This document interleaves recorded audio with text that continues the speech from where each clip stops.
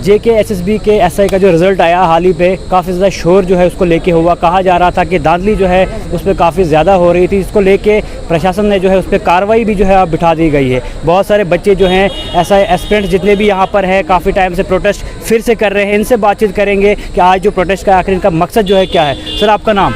और मेरा नाम मेहुल राजपूत है। तो भैया आपसे जानना चाहूँगा कि SI को लेके जो एस्पिरेंट जितने भी थे प्रोटेस्ट जो है काफ़ी दिनों से चल रहे थे, इसको लेके जो है अब प्रशासन ने जो है इंक्वायरी भी बिठाई है। तो आज का प्रोटेस्ट का लेके आखिर मकसद क्या है?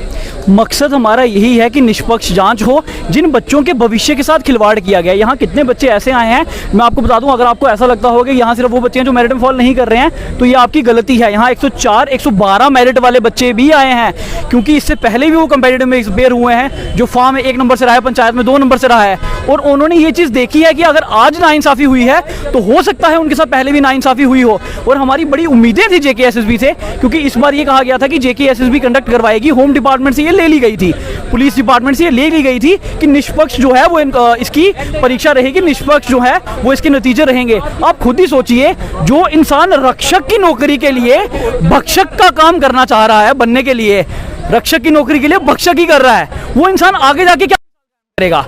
वो तो वही होगा, हर रास्ते में हर दूसरे इंसान को पकड़ के, हाँ भाई निकाल 500 रुपया।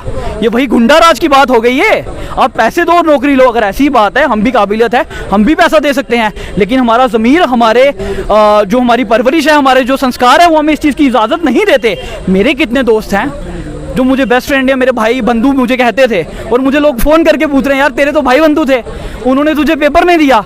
मैंने कहा उन्होंने तो भाई मेरी तरफ से वो भाई बंधु थे, हम उनसे प्रेम करते थे, हमारे भाई थे, हमारे साथी थे, वो नहीं करते थे। और दूसरा, अगर वो देते भी तो मेरे माँ बाप के सिखाए संस्कार, मेरा ज़मीर, मेरी स्कूल की एजुकेशन मुझे ये स्वीकार नहीं है कि मैं ऐसा गलत काम करके किसी और बच्चे का, ये मेरे साथी आए हैं, हो सकता है ये मेरिट में होते, मेरे भाई मेरिट में होते, मैं इनका हक खाऊं, ये मेरे माँ बाप ने मुझे नहीं सिखाया। तो क्या लगता है अब जिस तरह की कार्रवाई अब की जाएगी, क्या लगता है आपको फेयर इसमें होगा? जो अभी तक लगता है आपको कि धांधलियाँ हुई है, क्या इसमें प्रूव किया जाएगा? देखो, पहले तो मैं सबसे पहले शुक्रगुजार होना चाहूँगा हमारे आदरणीय गवर्नर साहब का, कि उन्होंने छात्रों की जो एस्पिरेंट्स थी उनकी भावनाओं को समझा, उनकी बात को सुना और इस पर इंक्वायरी बिठाई। उसके लिए उनका बहुत बहुत धन्यवाद।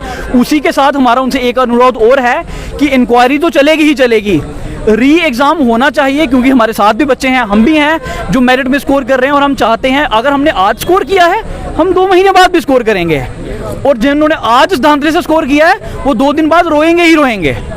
तो री एग्ज़ाम देने में हमें कोई आपत्ति नहीं है, हम खुशी खुशी री एग्ज़ाम देने को तैयार हैं जी। तो उसके अलावा आपसे ये भी जानना चाहूँगा, और भी लोग यहाँ पर जुड़े हैं, आप बताएं, पहले भी बहुत सारे एग्ज़ाम्स हुए, चाहे वो फाइनेंस के हो, अकाउंट्स के हो, उन पर शोर नहीं हुआ, उस पर कोई भी बच्चा जो है सामने खुल के बाहर नहीं आया, क्योंकि फेयर वे में वो एग्ज़ाम हुआ था। क्या लगता है SI के इस एग्ज़ाम में ही क्यों इतनी बड़ी धांधली कराई गई? सर, SI के एग्ज़ाम में इसलिए धांधली करी गई, ये आज से पहले भी धांधली हो रही थी, लेकिन इस स्तर पे नहीं हो रही थी, कि जहाँ पे एक ही परिवार से 2-2 लोग सेलेक्ट होंगे, 4-4 लोग सेलेक्ट होंगे। तो आज जो फिगर एंड फैक्ट्स बाहर आए हैं, उसकी वजह से ये चीज़ें एक्सक्लेट हो गई, लेकिन इससे पहले भी JKSSB में धांधलियाँ होते रहती हैं जो एक्सक्लेट नहीं होती हैं। और ये जो ऐसा कैसे, मुझे एक चीज़ मेंशन करने दीजिए कि जो SI की पोस्ट है, कल को कोई भी क्राइम कहीं पे भी होता है तो फर्स्ट जब SHO ऑर्डर करता है या इन्वेस्टिगेटिंग ऑफिसर ऐसा ही होता है। यानी आपने कल को रेप कर दिया या यहाँ पे एक्सीडेंट हो गया, बड़ा कोई ब्लंडर हो गया, जिसमें पहला बंदा कौन होगा? इन्वेस्टिगेटिंग ऑफिसर, ऐसा ही होगा। तो सबसे ज़्यादा वसूली करने वाला ऐसा ही होता है। तो जब ऑनेस्ट ऑफिसर लगेगा तो वो कल को ना तो सरकार की सुनेगा और ना तो वसूली करेगा, तो ऊपर कैसे जाएगा? रेवेन्यू कैसे कलेक्ट होगा? ये तरीके हैं ना, जो पैसा कलेक्ट करना है गवर्नमेंट ने आम लोगों से, तो वो तो यही फिर उसी को गुंडा सरकार बोलते हैं। तो ये इसलिए ऐसी नियुक्तियां की जा रही हैं, जो लोग पैसा दे के आएंगे कल को पैसा लेंगे भी, जो ऑनेस्टली पढ़ के जाएंगे वो पैसा लेंगे नहीं।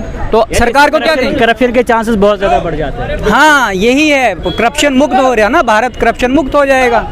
तो उसके अलावा आपसे जानना चाहूँगा कि जिस तरह आप कह रहे हैं कि यहाँ पर धांधलियाँ हुई, पहले भी एग्जामों में धांधलियाँ होगी, लेकिन पहले इस तरह जो है एक ही सिबलिंग्स की, जैसे हम बात कर रहे हैं कि एक ही फैमिली से बहुत सारे बच्चे एक साथ नहीं लगे होंगे तो धांधली का पता नहीं चलता था, लेकिन आज जिस तरह से एक परिवार से या एक ही फैमिली से बहुत सारे बच्चे निकल के बाहर आ रहे हैं तो कहीं ना कहीं इसमें शक हो। देखिए, इस पे किसी भी एजेंसी ने एनालिसिस नहीं किया है, ये एस्पिरेंट्स ने खुद एनालिसिस किया है, फिगर एंड फैक्ट्स बाहर लाए हैं, उसके बाद अब एलजी साहब ने प्रोब के लिए कहा है। लेकिन अगर इस पे इंटरनल इंक्वायरी होती है तो वो एक्सेप्टेबल नहीं होगी।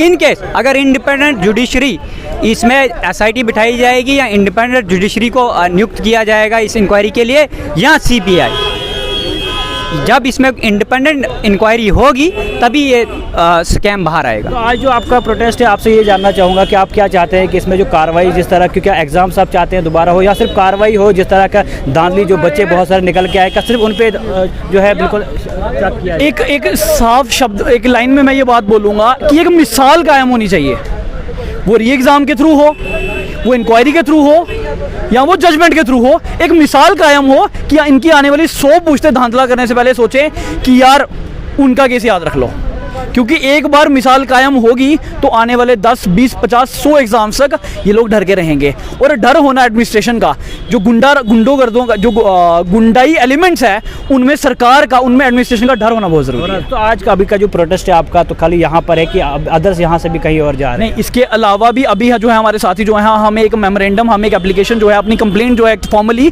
वो जेकेएसएसबी में सबमिट करने जा रहे हैं। उसके अलावा हमारे जो साथी थे वो यूनिवर्सिटी में भी इकट्ठे हुए थे और उन्होंने अपना जो है आक्रोश वो व्यक्त किया था कि ये चीज़ गलत हुई है, इसके ऊपर जांच होनी चाहिए। तो आखिर में क्या उम्मीद क्या रखते हैं लेफ्टिनेंट गवर्नर मनोज सिन्हा जी से? हमसे, हमारे से उम्मीद यही है कि हमें उनसे उम्मीद यही है कि एक निष्पक्ष जांच हो, री एग्ज़ाम हो और हम लोग सभी एस्पिरेंट्स के साथ जिन्होंने मेहनत की है, जो गरीब घर का बच्चा है उसके साथ इंसाफ हो। शुक्रिया। तो आप देख सकते हैं जेकेएसएसबी के जितने भी एसआई के एस्पिरेंट्स हैं, बहुत सारे बच्चे यहाँ पर इस पार्क में आए हुए थे और प्रोटेस्ट जो है काफ़ी टाइम से यहाँ पर लगा हुआ था और जिस तरह प्रशासन ने जो है कार्रवाई करने को कह दिया गया है और कहीं ना कहीं उम्मीद इन बच्चों में जो है जाग चुकी है कि उम्मीद ये है कि कार्रवाई होगी और जो भी धांधली की गई है या जिसने भी धांधली यहाँ पर की है उनके खिलाफ जो है कार्रवाई होगी।